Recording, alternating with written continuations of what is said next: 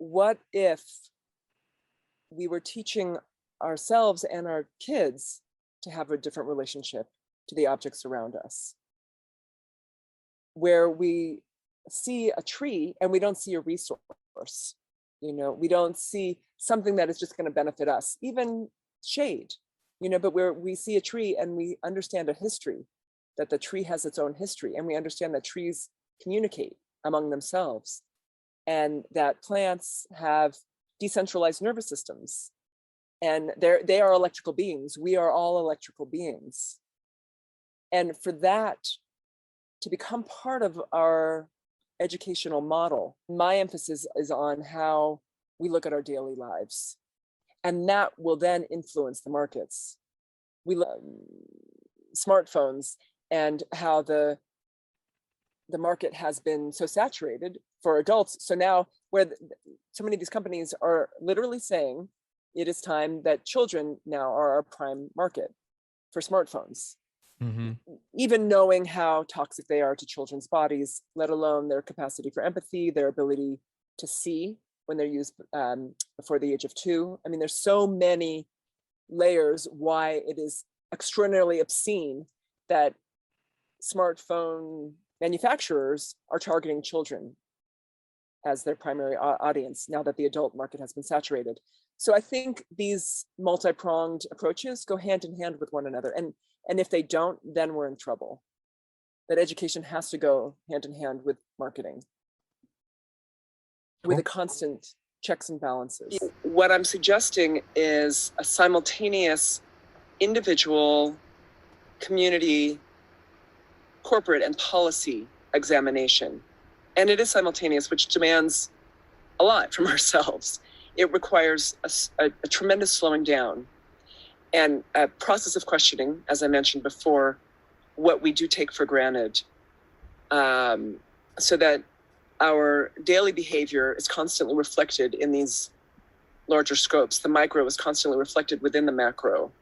And something I'm playing with now, an eco-social paradigm shift, which I'm calling SOUL, an acronym, which obviously has its problems too, but shared, opportunity, used, and local.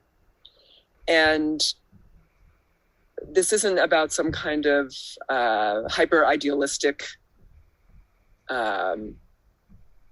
illusion, because when we see, even in larger towns, like there are 2 towns right now in Utah that have instituted growth moratoriums. There are cities, growth moratoriums.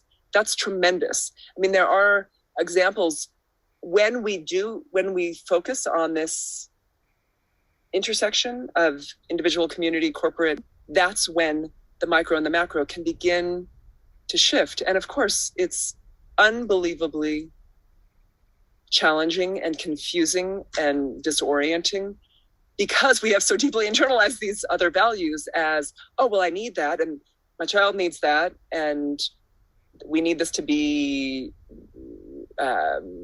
healthy and stable. And when in fact, if we begin to see like the O in soul, shared, opportunity, used, local, the O is a invitation for people to take creative risks together, and for those risks to then translate into bigger pictures. But we have to start, I think it's been clear, we have to start in our personal lives in relation to. So it's not just blaming the individual and ignoring that infrastructures determine so much, or in so many environmentalist constructs, we're blaming oil, we're pointing our finger at oil and gas, yet we're completely participating in those oil and gas economies. Definitely. So it's the simultaneity that I think is absolutely crucial, and that requires, again, slowing down and collaborative creative risk-taking. And not just to avoid something, but to build a sense of integrity in our lives. I mean, of course, me never owning a car really makes no difference. And I understand that, except I do believe that modeling is education, And that education, and I'm not talking obviously about formalized education, institutionalized education. I'm speaking about education in terms of our daily lives, how we're choosing to interact with one another and how we're choosing to interact with objects around us and with histories around us. When I pick up this candle, where was it made? Is it petroleum based? When my son's school is looking to buy new clipboards, or for example, music stands, that's what they're doing now, rather than, and they can't afford just to buy new ones. So I'm suggesting, if they can't get donations, let's go to local welders. And this town is filled with artisans and with people who do construction. Let's work with the community. And this is where the soul comes in and the opportunity. Let's work with local community members to build music stands. They may not look like formal music stands that we're used to seeing, but then we don't take these things for granted. And then we can learn, and the kids can learn, the children can learn that the metal was mined perhaps in a Bolivian tin mine, and that people's lives, so this is where environmental racism comes in. There are people's lives who are involved in, like, the microphone, right? I mean, how many, we take the embodied energy, the ridiculousness, we're both on these computers, these laptops. I do own a laptop, right? I mean, it's obvious.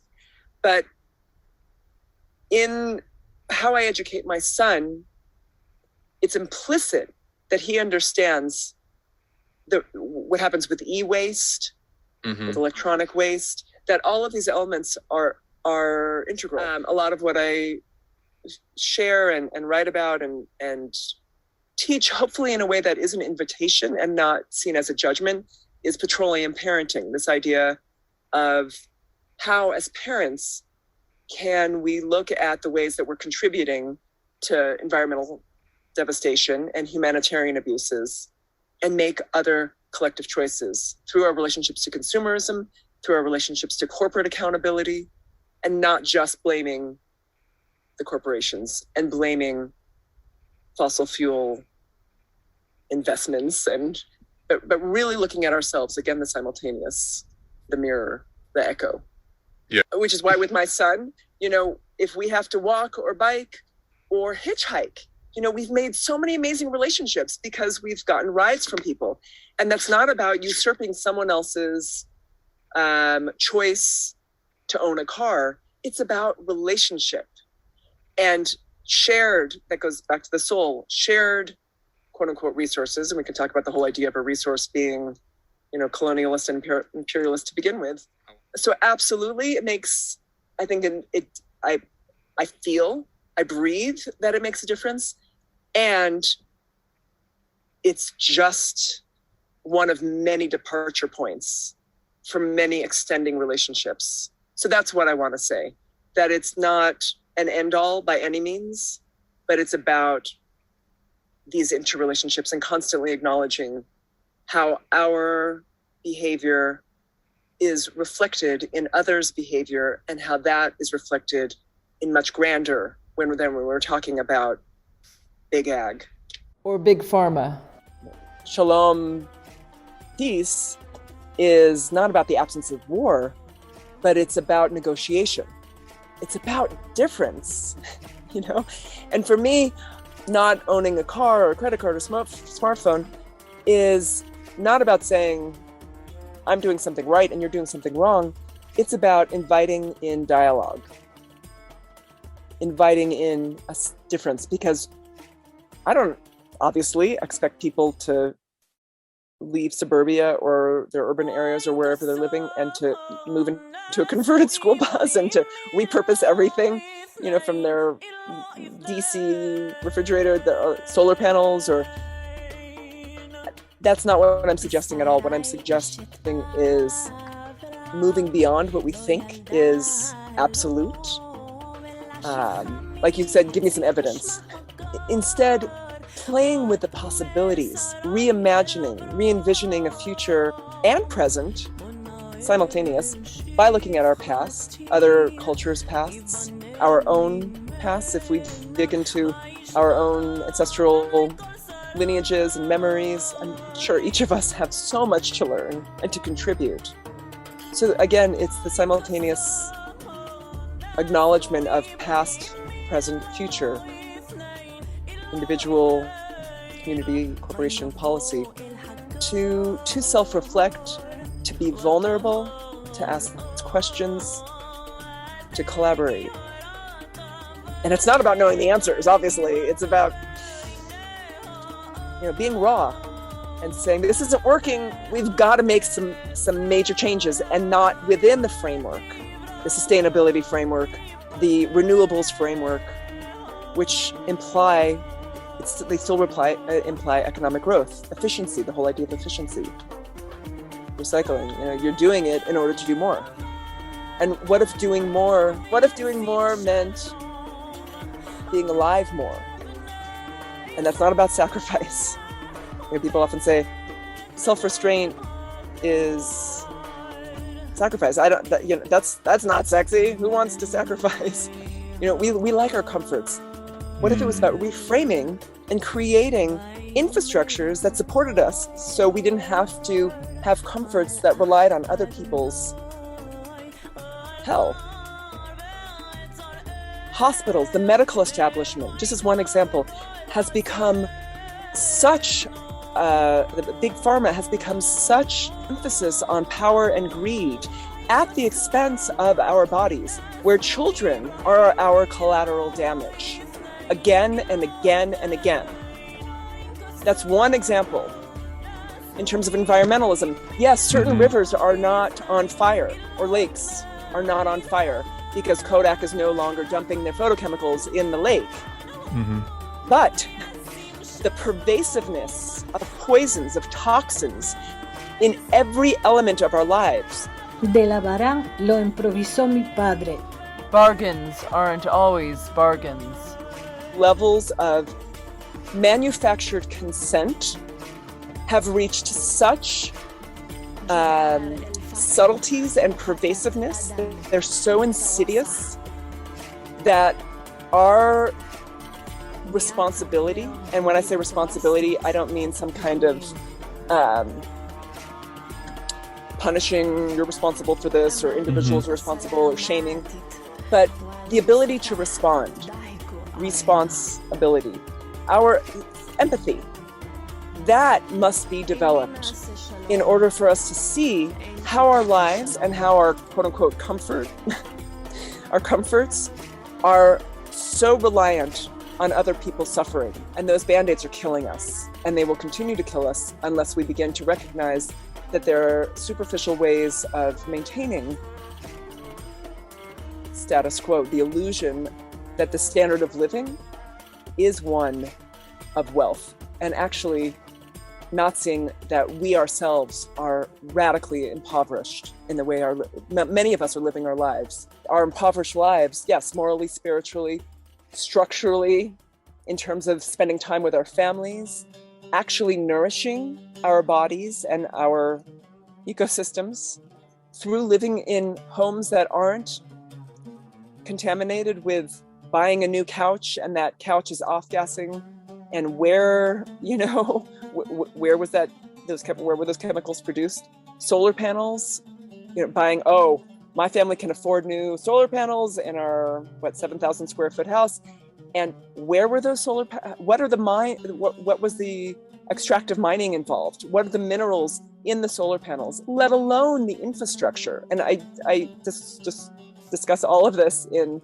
my book Zazu Dreams. We have to tease out the relationships and what we think is a given.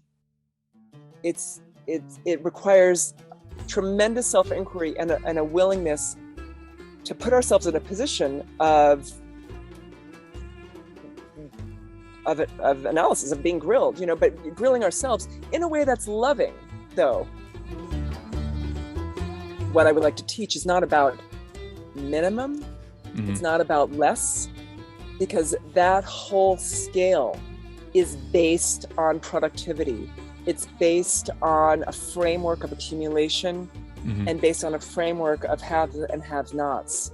So the whole idea of minimum, I just want to check, and part of our conversation, it has to do with language, right? Our language itself is compounding the very systems of oppression. Certainly. And when we think that we're living less or we're living minimally, when in fact the extraordinary abundance of what it means to actually recognize our interconnectedness, that is so overflowing. I just want to highlight, because so much of the danger of these conversations is that people think, oh, she's suggesting we go back and live in a cave, you know, or a bus. And it exists among people and in nature and in history and in contemporary lives in a myriad ways. It's when we begin to make the connections and then we can see, oh, that way of living and that way of living and that interrelationship and that interdependency, all of those put together can create a map, you know, can create a framework for us. And I would say exactly the opposite. It's all here already. Stephen Hawking, and he's one of the characters in Sausage Dreams. Everything we need to know is already within us, just waiting to be realized. Yeah. And that's very much of an indigenous concept, major cross-cultural indigenous concept, that it's here.